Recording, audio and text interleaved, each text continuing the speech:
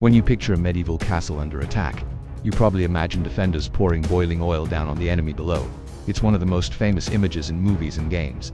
But historians say the reality was very different, and in some ways even more terrifying. Because many castle defenders didn't use boiling oil at all, they used sand. To understand why, we need to step into the harsh realities of medieval warfare.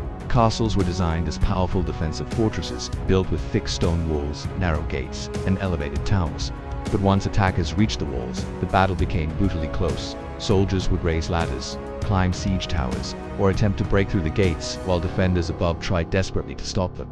This is where the idea of boiling oil comes from.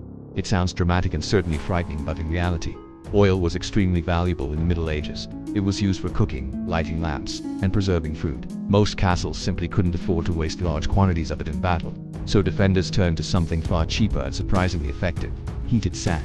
Sand was everywhere. It could be stored in huge amounts without spoiling, and heating it required far less effort than boiling large cauldrons of liquid. When a siege began, defenders would place sand in metal pans or large pots over fires along the walls, letting it grow dangerously hot. Then came the moment attackers dreaded, as enemy soldiers climbed ladders or gathered at the base of the wall.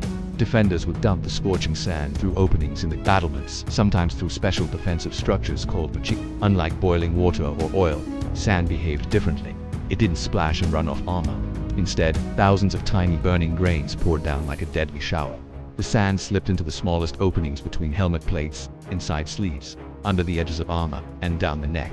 Once inside, it was almost impossible to remove quickly. The sand burned the skin beneath armor, causing intense pain and forcing attackers to retreat or fall from ladders in panic. It was simple, brutal, and extremely effective. This is a powerful reminder that real medieval warfare wasn't about dramatic myths, it was about practical solutions using whatever resources were available. If you want to discover more surprising truths behind medieval history and the tactics people actually used, follow for more stories where the real past is often stranger than the legends.